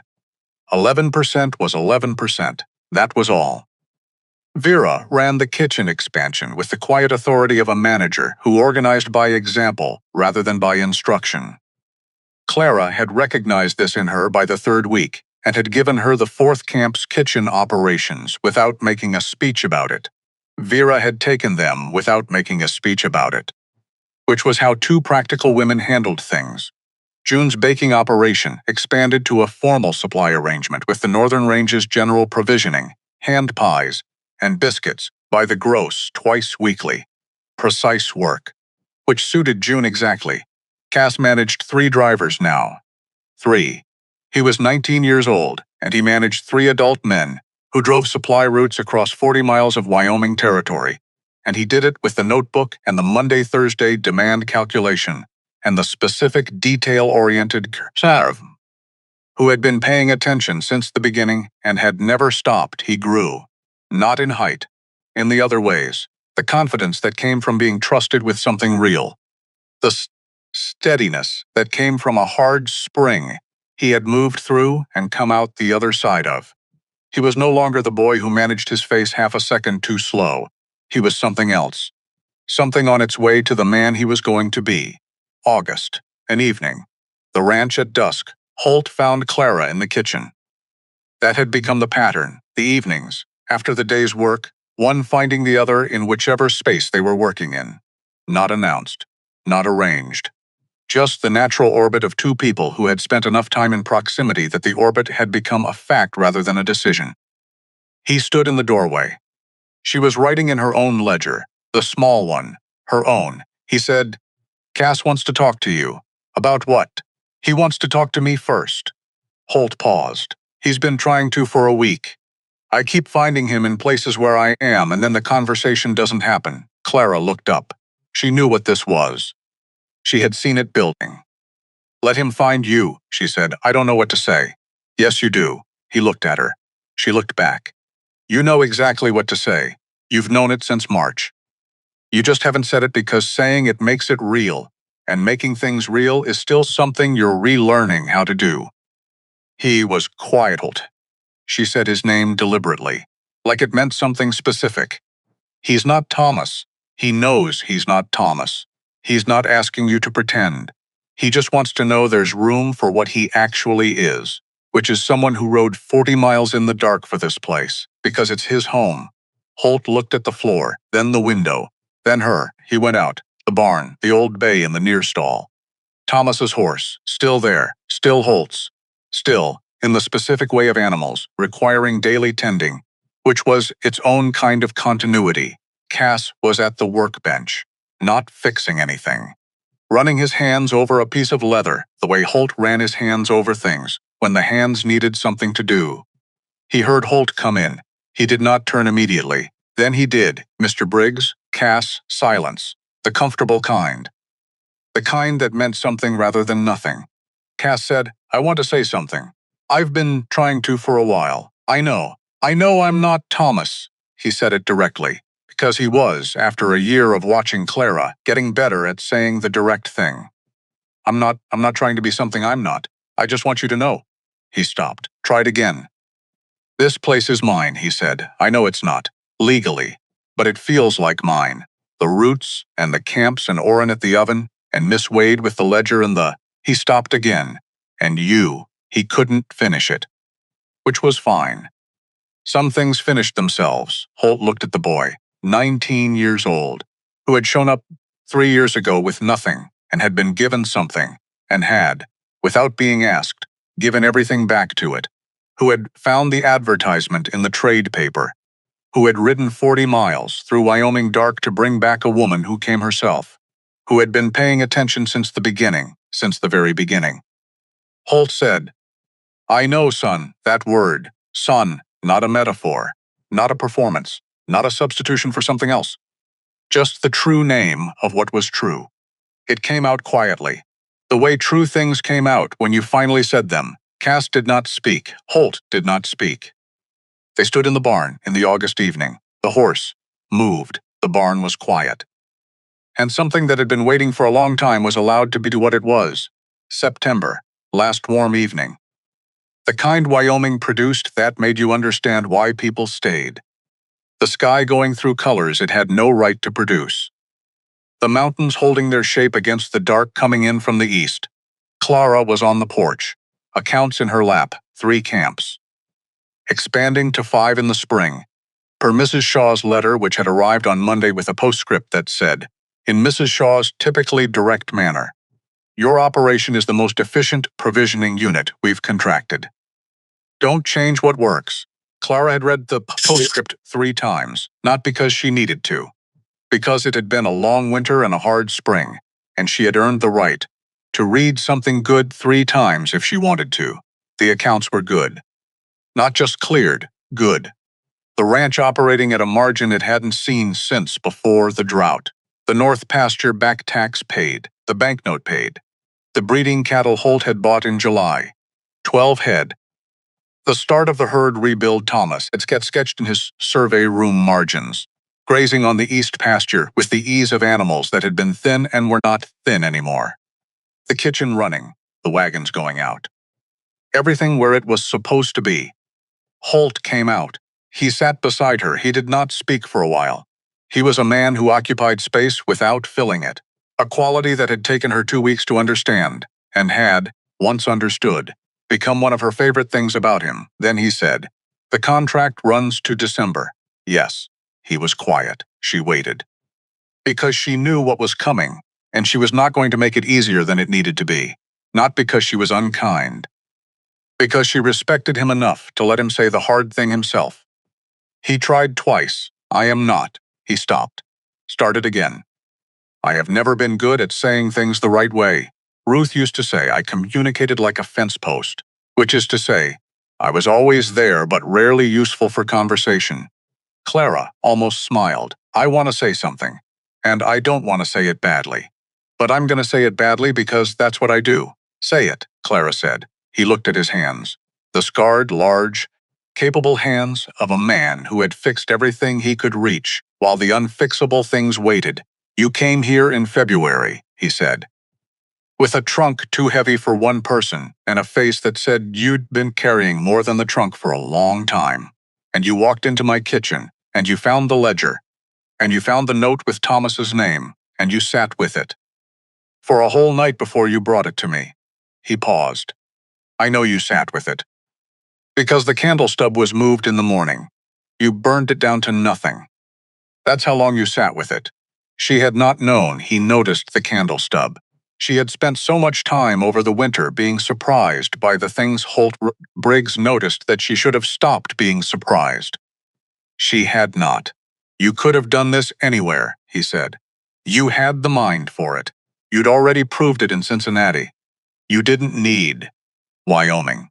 You didn't need a failing ranch and 14 men who expected someone else, and a mountain man who hadn't spoken more than 40 words in a day for over a year." He looked at her. "You chose this place, and then you made it into something worth choosing." She was quiet. "I want to ask you to stay," he said. "Not because of the contract, not because the operation needs you.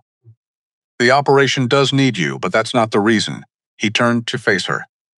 Directly. Which was the Holt Briggs version of putting everything on the table. "I want you to stay because this is the first winter I've looked at this ranch and thought about the spring," he said. "Because of you. Because you walked into the barn that first night with coffee you didn't have to bring. And you sat on a hay bale and you didn't try to fix anything. And you just stayed. In it. With me." He stopped. "I don't know how to say the rest of it." "You don't have to," Clara said. "I want to. Holt, I want to." She looked at him, this man who had been a mountain before she arrived, and was still a mountain now, but was a mountain with windows open. She thought about Cincinnati, about 7 years of someone else's name on her math, about the advertisement in the evening paper that she had read 3 times, about a cold February platform and a boy with hay in his hair managing his face half a second too slow, about a ledger with a dead boy's name in the margin, about a barn at midnight, and coffee going cold, and a man who had said the truest thing about himself she had ever heard anyone say, about a contract with 2 names on it, hers and his side by side.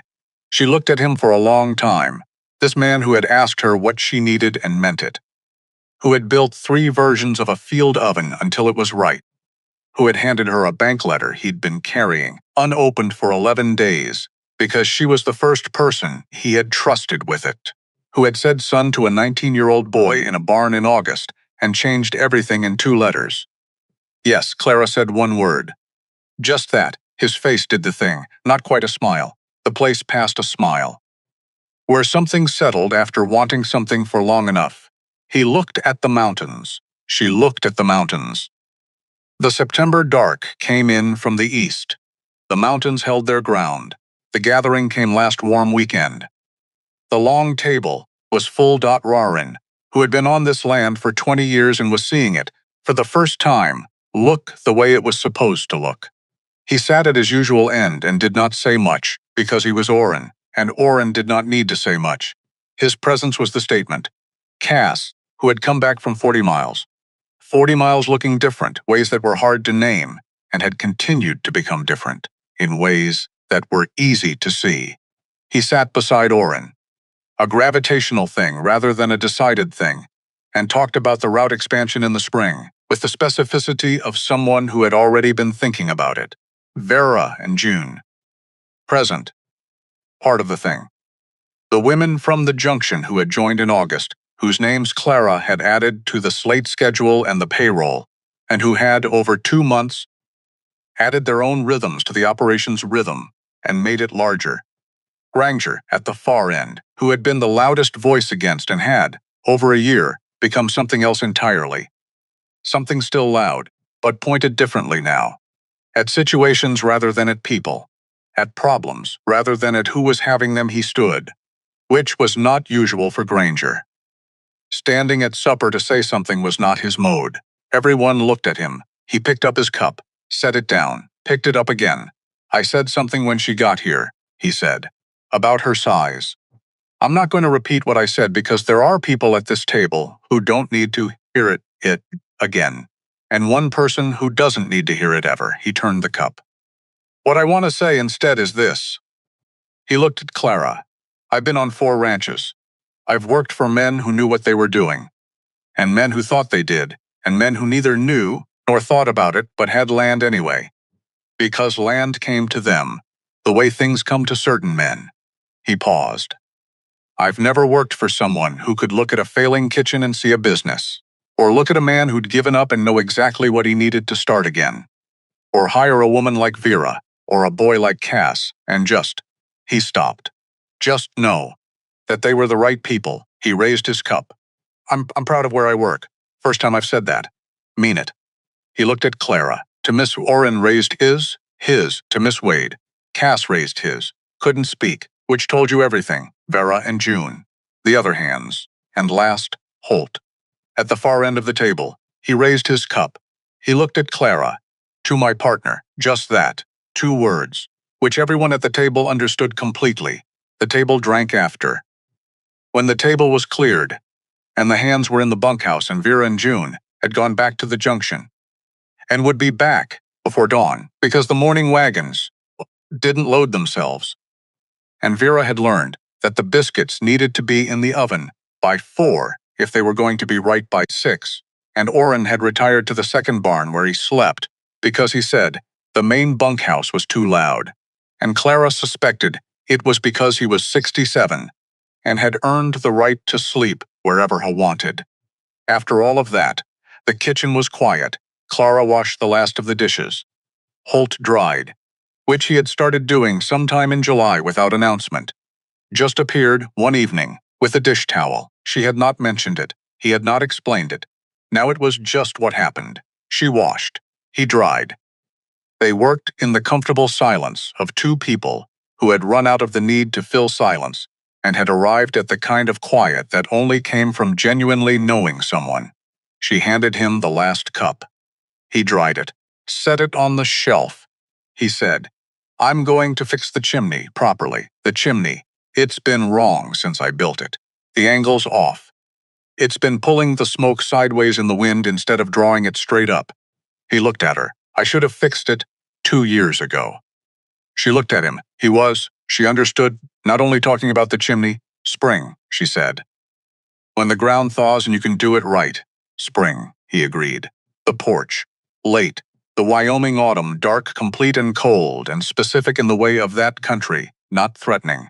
Just present, taking up its rightful space without apology.